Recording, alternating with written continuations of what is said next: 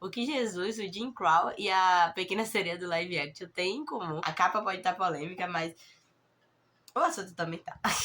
Oi, meu nome é Adriele e seja bem-vindo ao Peixe Contemporâneo. Hoje a gente vai falar sobre um assunto um pouco polêmico. Eu já queria logo dizer, desculpa, minha voz tá anasalada, ainda estou doente, já vai fazer 3 semanas. Esse teste não é Covid, já fui no médico, já tomei um monte de remédio, então agora é só esperar uma providência divina. Primeira coisa que eu queria pedir a você, pra ir lá me seguir no Instagram, eu vou colocar o arroba aqui que lá eu faço algumas enquetes e pergunto a vocês quais os próximos temas e você pode contribuir para isso. O tema de hoje é a falsa representatividade na arte e os estereótipos racistas. E quando a gente for falar sobre isso ao longo do vídeo, você vai começar a entender mais ou menos o que essas três figuras têm em comum. A princípio, representatividade ela era uma pauta política, né? Era uma pauta para poder resgatar aí raças e pessoas e histórias que foram apagadas durante o tempo, né? Nos anos 90 e 2000, a gente tinha aí pessoas racializadas sendo representadas na mídia e na arte, só que geralmente eram pessoas representadas de forma extremamente estereotipadas. E o problema do estereótipo é que ele, na grande maioria das vezes, é uma coisa negativa. É que ele reduz toda uma cultura a um único comportamento. Mesmo quando positivo, ainda assim se tornando negativo. Vamos dar um exemplo? Asiáticos são todos inteligentes. Na teoria, esse é um bom estereótipo, porque afinal de contas é uma coisa positiva. Ah, nossa, somos inteligentes. Só que por que os asiáticos são tão inteligentes? Na verdade, é porque eles se cobram muito o estudo. Então não é que eles sejam inteligentes, é que faz parte da cultura estudarem muito, se esforçarem muito. Mas são todos os asiáticos? Não. É uma parte dos asiáticos. A Ásia é gigante e é um ou dois ou três países. Não são todos os asiáticos que são inteligentes e para isso também serve todos os negros terem um falo grande. Homens negros têm um falo grande. Até certo ponto, isso para os homens é muito positivo, né? Afinal de contas, eles ficam com essa fama aí de garanhões, de homens de primeira. Ai, nossa, os melhores homens para o sexo, que isso só sexualiza os homens negros. E quando você é um homem negro que não tem um falo grande, automaticamente você é desprezado, ou se você é um homem negro de baixa estatura, super sexualizado, então você só serve pro sexo, pro casamento não. Então os estereótipos, mesmo quando positivos, ainda assim eles se tornam negativos, porque estereótipo é isso, é você resumir todo um povo a um único comportamento. Conforme a tecnologia foi avançando, né, a gente começou a ver aí um comportamento da mídia diferente. Por quê? Porque começou a ficar cada vez mais acessível os meios de comunicação, isso por meio da internet, das redes sociais.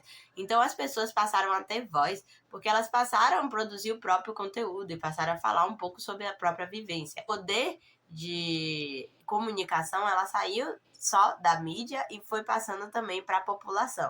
Automaticamente, a mídia viu ali naquelas pessoas uma oportunidade de lucrar em cima. Por quê? Por volta de 2014, 2016, várias blogueiras de moda e várias outras pessoas que eram da internet começaram a ter voz e falar um pouco sobre suas vivências, falar sobre, nossa, como eu não encontro produto de pele negra para passar em mim, olha como meu cabelo é crespo e não tem nenhum produto de cabelo crespo cacheado pro meu cabelo. E com isso, o movimento de empoderamento, né, dessas pessoas começou a crescer tanto que a mídia viu ali uma oportunidade de lucrar. Seja bem-vindo ao capitalismo. Aí você com certeza já escutou aquela frase, quem lacra não lucra.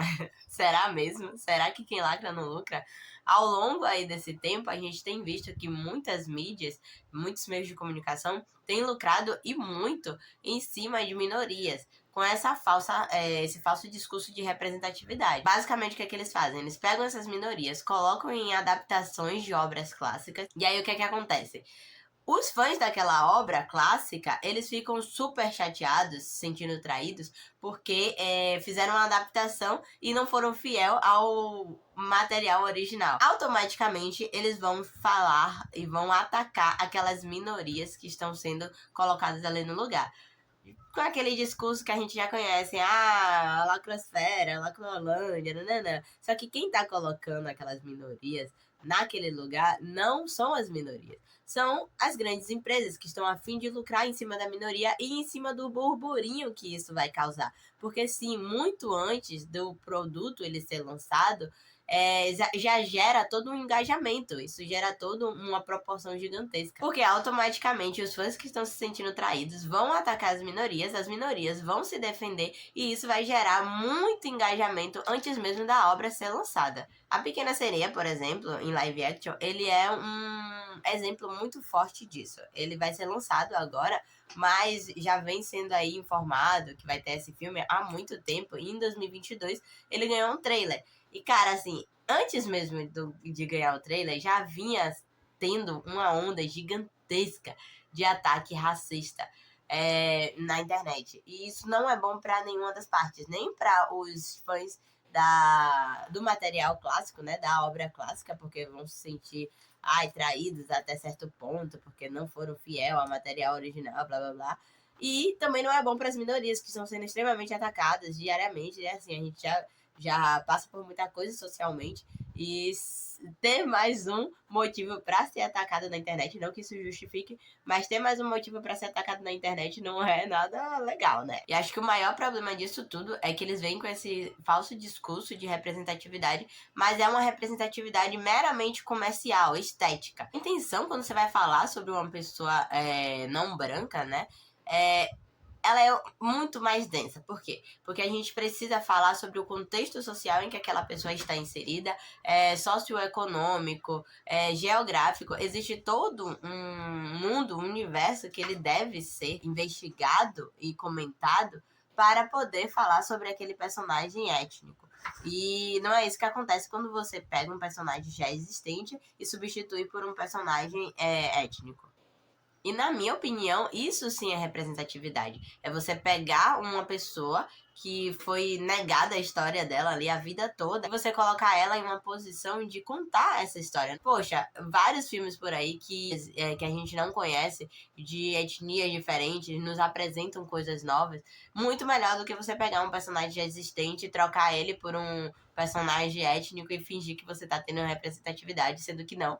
Você só tá colocando ali um personagem qualquer pra substituir e pronto. E aí você não vai estar agradando ninguém. Nem os fãs, nem a galera que tá sendo, entre muitas aspas, representada. Isso se torna, no mínimo, falho. Muito falho. No mínimo.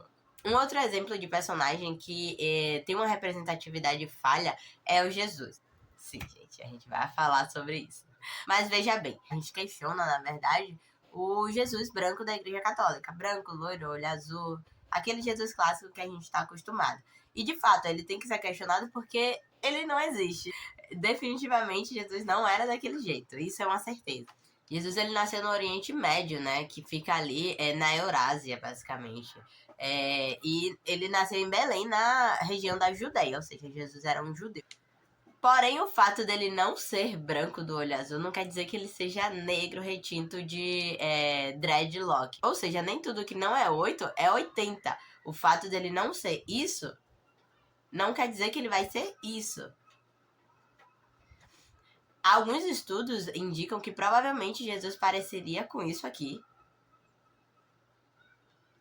E faz um pouco mais de sentido se você for olhar pela perspectiva racional e histórica de todo o contexto, da onde ele nasceu e a década, né, o ano que ele nasceu e tal. Claro que a gente não tem precisão de nada, a gente não tem certeza de nada, mas, novamente, não é justo a gente pegar a história de um povo que foi apagado e, na tentativa desesperada de fazer aquilo ser uma representatividade, apagar a história de um outro povo para poder jogar a goela abaixo de todo mundo que, Jesus era negro, retinto de dread no cabelo. Provavelmente não, provavelmente ele era muito mais assim, e a gente só tem que entender que nem tudo que não é branco é preto, e nem tudo que é preto é branco. Existem esses meios termos, e existem várias outras etnias ao longo do mundo que a gente pode não conhecer, que a gente pode nunca ter ouvido falar. Agora a gente vai falar sobre um dos exemplos de representatividade extremamente negativa que a gente tinha aqui no Brasil, inclusive em uma emissora muito famosa daqui, que era número 1. Essa personagem é a personagem Adelaide de Zorra Total. Eu não sei se vocês lembram, mas eu vou deixar passando por aqui. Ela foi uma personagem aí que fez muito sucesso na época, quando a gente ainda assistia o programa, né?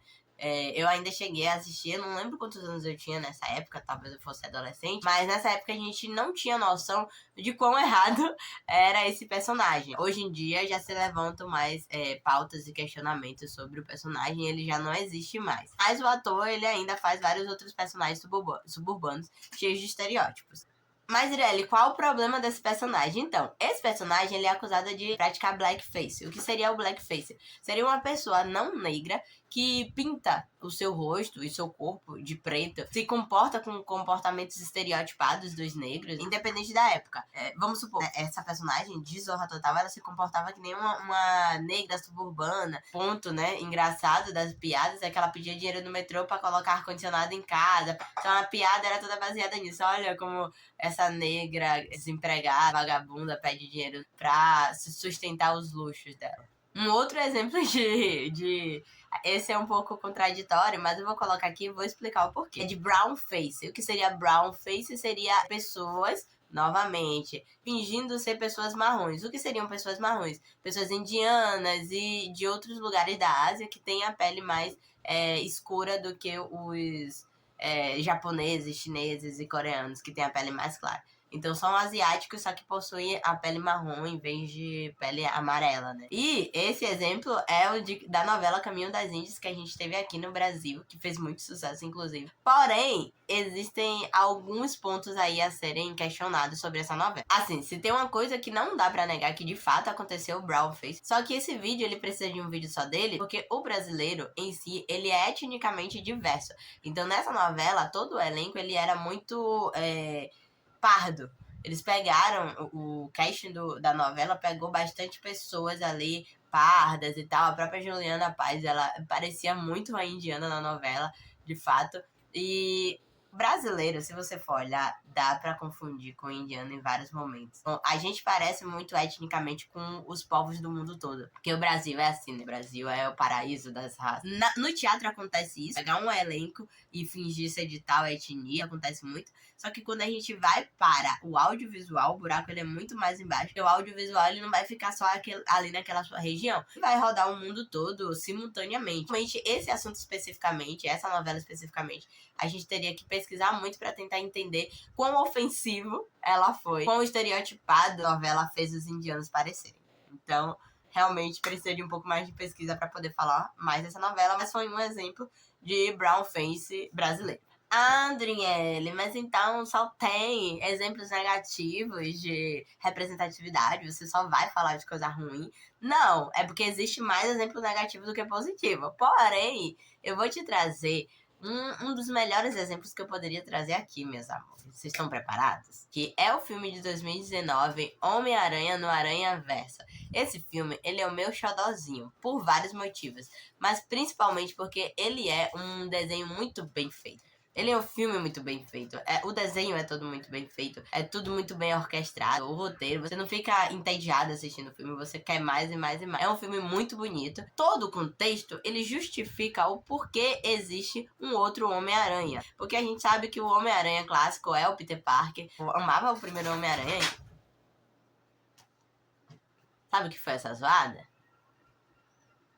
Esse Czinho aqui, ó. Não foi bem ele, mas eu tô mostrando ele de exemplo do que não pode acontecer no vídeo da mamãe, né? O meu filme favorito do Homem-Aranha até apareceu do Aranhaverso. Enfim, todo o contexto explica o porquê existe 2 Homem-Aranhas. Na verdade, existe até mais, spoiler. Explica o porquê que ele é negro, o contexto em que ele tá inserido, o bairro onde ele mora, a profissão do pai dele. Ele, inclusive, é de origem latina, né? O nome dele é Miles Morales. Então, existe todo um contexto e o porquê existe.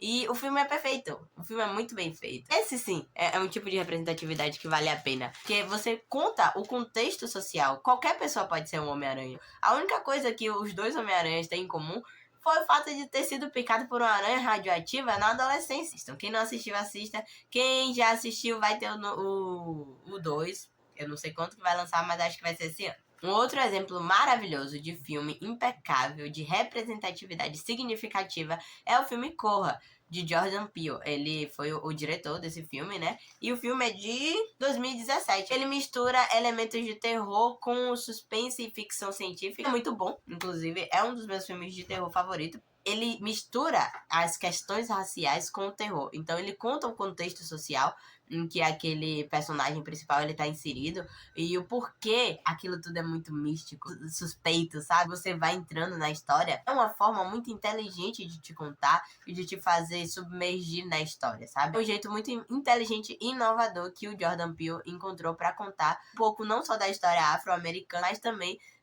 dessa ficção, sabe? Faz sentido. O contexto todo faz sentido. E por que eu trouxe esses dois filmes como exemplo positivo para poder falar com vocês? Esses dois filmes, eles são um exemplo maravilhoso de que você não precisa tirar o protagonismo de um personagem já existente para colocar uma minoria lá. Até porque é uma perda muito maior pra gente enquanto minoria. Abrir mão de um personagem muito mais complexo, é todo baseado ali no contexto histórico que a gente deveria realmente focar, para simplesmente botar um personagem qualquer que não tem história nenhuma, que é superficial e...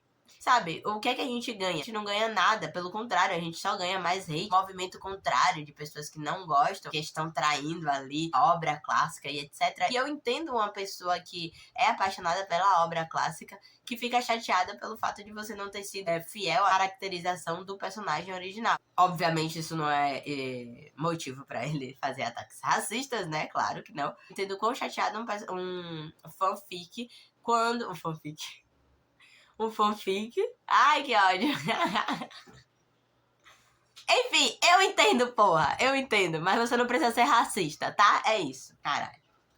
Fiquei chateada agora. É isso. Eu não aceito abrir mão do meu personagem complexo, do meu personagem todo baseado etnicamente, todo maravilhoso, todo bem escrito, pra você me enfiar uma minoria. É só esteticamente. Porque só na estética que é minoria. A história da minoria a pessoa caga.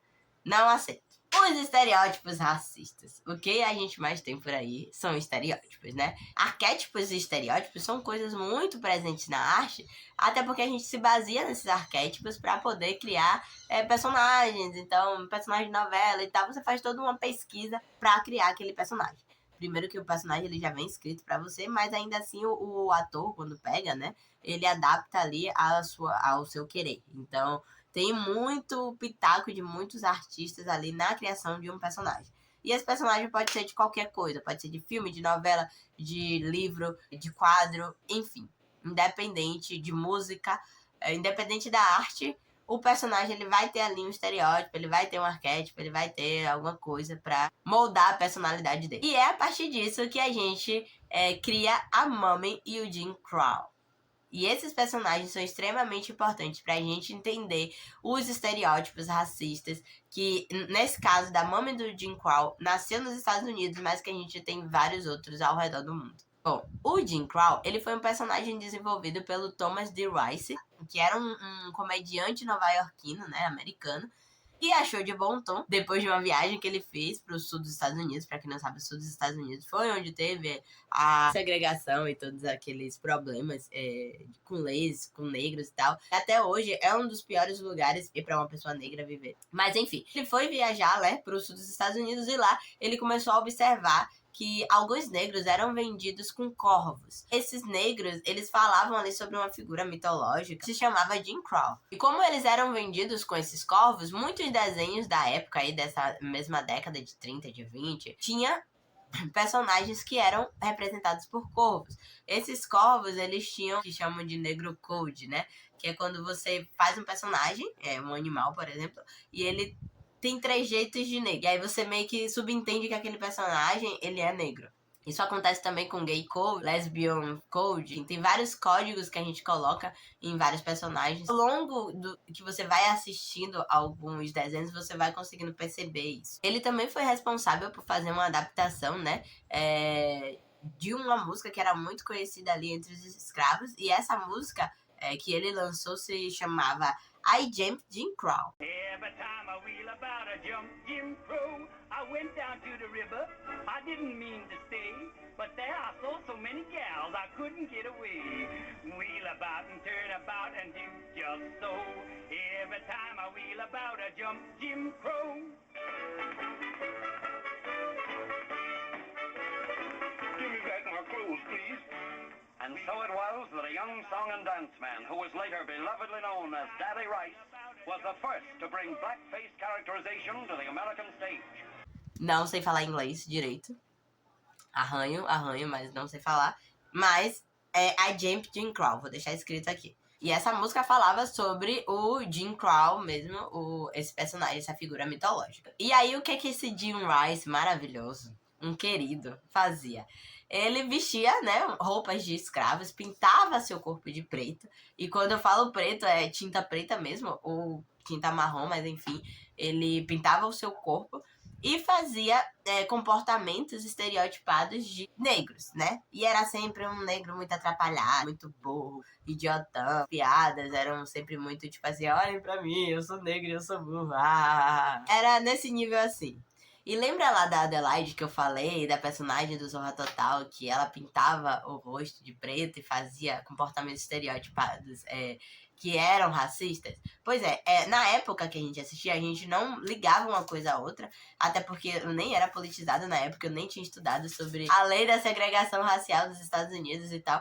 Só que depois que eu estudei, aí sim eu entendi a problemática. Então, essa problemática, ela só existe depois que você estuda e que você compreende quão errado é. Até você chegar lá, você não vai ligar uma coisa a outra. Mas, hoje em dia, depois de saber do que aconteceu com o Jim Crow, onde surgiu isso, agora sim eu olho para aquele personagem e falo, meu Deus, quão errado era isso e passava em horário nobre na TV brasileira. Por isso que o brasileiro, ele é tão, esse racismo tão velado, porque a gente não entende a problemática dos assuntos que são abordados por aí. A gente não entende historicamente de onde surgiram. Mas voltando para o Jim Rice, ele começou a fazer vários shows em casas noturnas, né, de stand-up. E esse tipo de show ficou tão famoso, ficou tão sério lá nos Estados Unidos, que vários outros comediantes e artistas da época passaram a reproduzir o personagem, né? Foi aí que surgiu a categoria de show chamada The Minstrel Show, onde várias pessoas reproduziam esse modelo de apresentação. E aí esse personagem ele fazia tanto sucesso lá nos Estados Unidos que as leis de segregação racial de lá do sul, que eram estaduais, né? Até hoje os Estados Unidos eles têm leis estaduais, passaram a se chamar leis Jim Crow. Isso foi ali por volta do final do século XIX e início do século XX. Assim, a comunidade negra respondeu a isso e eles faziam vários protestos. Era a época de Martin Luther King, né? Então tiveram várias revoltas, protestos, enfim. Várias coisas aconteceram ao longo desse tempo. E essas leis só passaram a entrar em declínio quando a Lei dos Direitos Civis de 1964 entrou em vigor lá nos Estados Unidos e também a Lei do Direito de Voto de 1965. Aí essas leis começaram a cair e foram derrubadas. E aí, embora tudo isso tenha acontecido nos Estados Unidos, a gente ainda em 2023 reproduz o blackface no Brasil. Isso é muito louco, porque é como eu falei, a gente não tem noção de quão problemáticos são essas pautas até a gente passar a estudar sobre. Isso é a importância do estudo. Por mais que você seja uma pessoa branca, ainda assim é importante estudar para não cometer os erros. Adriane, mas o que você tá falando? Pois então, vou te contar. Babado. A fofoquinha. Existe um reality show aqui no Brasil chamado Caravana das Drags. Surgiu informação onde uma das participantes desse reality show Caravana das Drags está sendo acusada de cometer blackface. O que ela fez? Ela estava participando ali de uma prova, pediram para fazer uma maquiagem e aí ela fez um blackface. Só que a produção do reality show percebeu a problemática disso, não deixou ir ao ar, né, a maquiagem que ela fez, pediu para que ela refizesse. Ela refez por cima, deixando prata, assim, a maquiagem e tal. E aí ela ganhou a competição. Porém, logo em seguida ela foi eliminada, porém o reality show ele não explicou muito bem por que ela foi eliminada, só eliminou ali falando que ela infringiu uma das regras do reality, né? Aí depois vazaram uma foto dos bastidores de que sim, ela estava cometeu blackface, e as pessoas, né, que estavam ali presentes, né, participantes, ficaram indignados. E depois eles se manifestaram no Twitter e tal, falando que era um absurdo, que tal e tal, e que realmente, gente, pelo amor de Deus, 2023, amor. Meu amor, um ano depois da Copa do Mundo. Um ano depois das eleições. Lula presidente. E você me comete blackface. Sendo uma drag queen, sendo uma minoria. Amor, melhore. E aí a gente vai falar sobre a Mami. A Mami, ela é um arquétipo, né, que surgiu ali no finalzinho do século XIX. Mas ela só foi melhor explorada mesmo na década de 20 para 30. E era basicamente a imagem de uma mulher negra, negra retinta no caso, peituda, forte, sabe, gorda, era uma ótima dona de casa. Ela tinha que ser feia o suficiente para não pôr em risco o casamento do seu chefe, mas ela também tinha que ser gentil e amável o suficiente para ser uma boa dona de casa ali para sua patroa. Ela tinha que ser uma ótima mãe para os filhos brancos dos seus chefes, formando assim a babá ideal, a empregada perfeita, né? A mulher, ela não podia ter filhos, ela não podia casar, tinha que dedicar única e exclusivamente a vida dela para cuidar da casa dos seus patrões. Afinal de contas, eles só teriam ela ali para ser a governanta dessa casa. Nos Estados Unidos, a gente tem uma personagem muito conhecida de um filme muito conhecido, muito famoso,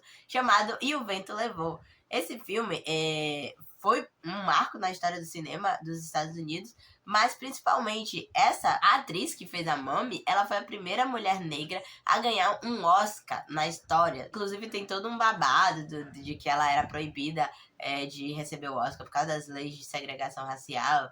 Enfim, isso aí também é assunto para um outro vídeo. Eu já tentei fazer um vídeo sobre isso uma vez, não deu muito certo, mas eu posso trazer aqui caso você tenha curiosidade sobre esse assunto, é muito interessante. E aí, no Brasil, a gente tem a Dona Anastácia, né? Quem lembra aí de Dona Anastácia, O Sítio do Pica-Pau Amarelo? O Sítio do Pica-Pau Amarelo é uma obra literária, né? Que ela tem 23 volumes e ela foi de 1920 a 1947 lançando esses muitos volumes. Essa obra de Monteiro Lobato, que inclusive é um escritor brasileiro muito polêmico justamente por várias falas racistas. Também esse é assunto para outro vídeo. Se a gente pudesse, a gente ia fazer um vídeo sobre cada assunto que eu tenho nesse vídeo aqui. É um vídeo sobre o vídeo. E essas obras literárias, anos mais tarde, se tornaria aí uma obra de audiovisual, que é O Sítio do Pica-Pau Amarelo, mais conhecido por a gente, né? Que foi o mais famoso, série lá. Eu adorava, inclusive, assistia todas. E por que não usar o exemplo do filme Que Horas Ela Volta, né? Eu nunca nadou aqui, não. Eu vou nadar na piscina da casa dos outros. Que é um filme brasileiro que, embora a protagonista ela não seja negra, ela também faz parte de uma minoria, né? A protagonista ela é nordestina, ela foi pra São Paulo tentar uma vida melhor, aquela clássica história que a gente já conhece. Você é praticamente da família, né? E esse filme é de 2016, né? Então ele é um filme, assim, recente. Tá me levando pra casa dos teus patrões? Eu moro no serviço. E acalma. Se você nunca assistiu, assista, porque você vê claramente os estereótipos da Mami na personagem. Quem faz a personagem é a Regina Casé. Um ponto muito interessante, eu vou dar um spoiler aqui do filme. Ela era uma mulher que não era sexual, ela era também uma mulher mais gorda, não era uma mulher padrão, não era bonita e tal e tal. E o patrão dela super respeitava ela, até o dia que a filha dela chegou no trabalho dela, né? E aí tudo muda de figura, porque aí o patrão dela começa a meio que se ousar pro lado da filha dela. Então o patrão dela era super respeitoso, mas não é que ele era respeitoso, é porque ele não se atraía sexualmente por ela. E talvez por isso, muitas vagas hoje em dia exigem que o patrão, ou que a empregada, ela seja uma mulher mais velha. Eu vejo direto, né? Vaga de trabalho. Procuramos mulher acima de 39 anos, sem filho. Vaga de doméstica para dormir na casa da pessoa. Folga uma vez na semana. Salário 1.200. Anulando totalmente, né, a vida da pessoa, a individualidade daquela pessoa. E em troca disso tudo, uma péssima remuneração, né? Eles ainda querem que você fique grato ali por ele estar dando a oportunidade de servir a família deles. Como se isso fosse assim, ai meu Deus, que maravilha, ganhei na Mega Sena. Foi bem divertido fazer esse vídeo, na verdade. Peraí. Ai, que coisa linda, mãe, pessoal. Esse daqui já é outro, viu, gente? Eu tenho 6. Mas é isso, gente. Pesquise sempre muito antes de falar sobre uma cultura, falar sobre algo. É muito importante a gente se comunicar, a gente entender a cultura alheia e, acima de tudo, a gente respeitar também. Não deixa de ir lá no meu Instagram, me seguir. Vocês podem me falar um pouco mais sobre o que é que vocês querem que eu fale no próximo vídeo. Provavelmente o próximo vídeo vai ser sobre o Dia das Mães, mas ainda assim vai lá comentar e tal. E qualquer coisa, se já não quer ir lá, comenta aqui embaixo, curte, compartilha. Fala um pouquinho sobre o que você achou, se você achou realmente esse vídeo polêmico. A capa pode estar polêmica, mas o assunto também tá. Um beijo, tchau, até a próxima. Tchau, pessoal. Um beijo. Curte e compartilha o vídeo da mamãe.